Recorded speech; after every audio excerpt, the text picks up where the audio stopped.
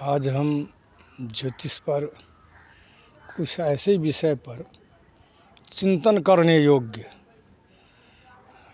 ऐसी विषय है, वो विषय पर हम बोल रहे हैं। देखिए, अपने से अपने मानव को जो है सो ह्रास होता है। क्यों? इसलिए ह्रास होता है जो उन्होंने अपने दुष्कर्म को छिपा देते हैं, लेकिन उसको ना समझ है। दुष्कर्म कभी छिपता नहीं है। वो जो है आज वो उजागर हो, लोक में वो उभर आए, या कल या परसों या 6 महीना में, लेकिन वो जो है सो वो गोपनीय नहीं रहता है। वो जो है सो माने उसका ब्रॉडकास्ट हो जाता है। तो यही ना समझदारी के कारण जो है सो बड़े बड़े मंत्री, योगी, सन्यासी अथवा ब्राह्मण पद वाला जो कोई है ना, वो बात को गोपनीय रखना चाहता है। बुरा बात को, अच्छे बात नहीं, बुरा बात। इसके कारण क्या होता है, तो समय आने पर जो है सो वही उसका जो ह्रास का कारण बन जाता है और वो सामने उजागर हो जाता है।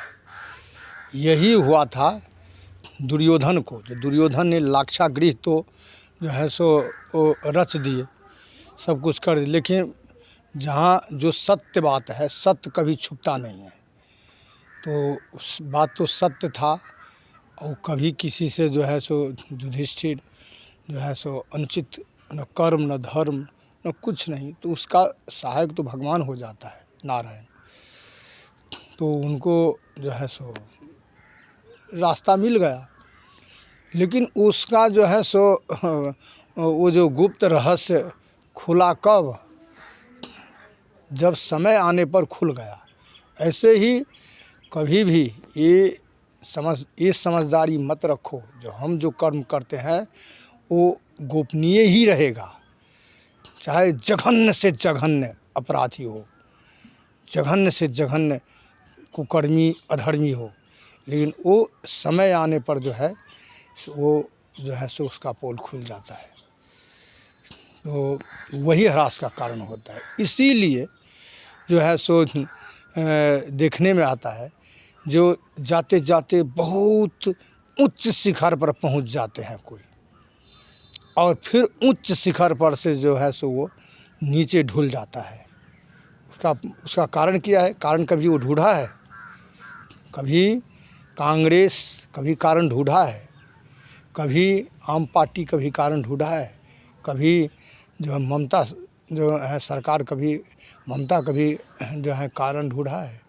कभी लालू यादव वगैरह जितने राजनीतिज्ञ हैं, अथवा जो कोई ऐसा सन्यासी ब्रह्मचारी भी है जो वो अपने अपने कर्मों को जितना गुप्त रखा है, जो बुरा कर्म, सत्य कर्म नहीं, सत्य कर्म तो अपने आप, उसको कितना भी छुपाएंगे सत्य कर्म को, तो वो अपने आप में उजागर हो जाता है।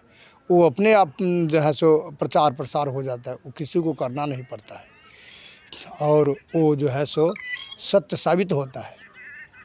इसके लिए प्रयत्न नहीं करना पड़ता है।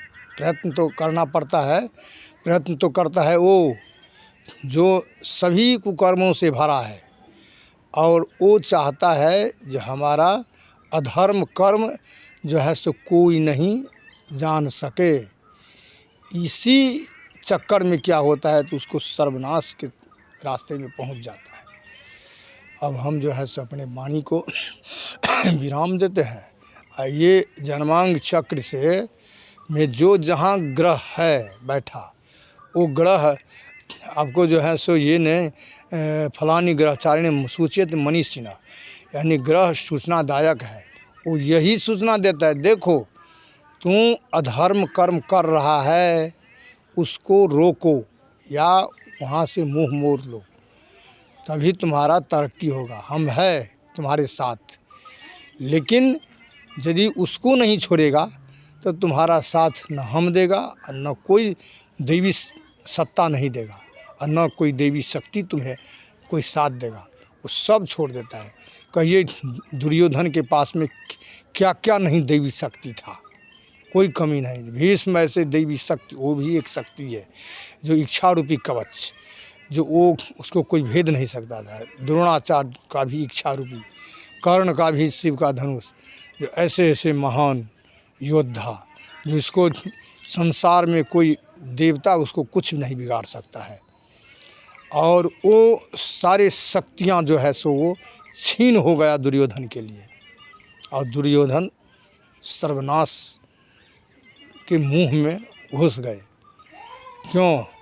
यही कारण जो वो अपने दुष्कर्मों के प्रति ज़्यादा रुचि रखता था, किसी को बढ़ते देख करके उसको ईर्ष्या ज्वलन होता था। वही ये सोच विचार कर रखना चाहिए कि किसी कोई बढ़ रहा है तो दुश्मन ही क्यों ना हो, उसको प्रेरित करे आगे बढ़ने के लिए। यही धर्म है। धर्म का कोई न मित्र है, न कोई शत्रु है, न कोई सम है, और न कोई संबंधिक है, और न कोई साझा है, कोई नहीं। धर्म एकाकी निश्चल है, और उसमें कोई भी द्वंद्व, माया, मोह इत्यादि सबसे परे है। इसीलिए धर्म को पकड़ो। देखो धर्म कितना सुखदायक बन जाता है। और पाप में तो देखते हैं कि पाप जो है सो उसमें छल है, छद्म है, ईर्ष्या है, द्वेष है, मद है, मोह है, और नाना प्रकार की बाधाएं हैं, और हर जगह जो है सो अपमान ही अपमान है। हर जगह माने शांति की अभाव है, शांति में कमी और उन्माद है, और जो है सो बहुत कुछ होते हुए उसका मन जो है सो व्यग्र रहता है। ये जितना बुरी देखते हैं, बुरा बात जितना बुरी बात देखते हैं, वो सब जो है सो वो पाप का ही जो है सो माने उसी का सूत्र है, और पाप ही के अंतर्गत है। इसीलिए उसको छोड़ देना चाहिए, तब वो सुखी बनता है। अब हम अपने वाणी को विराम देते हैं।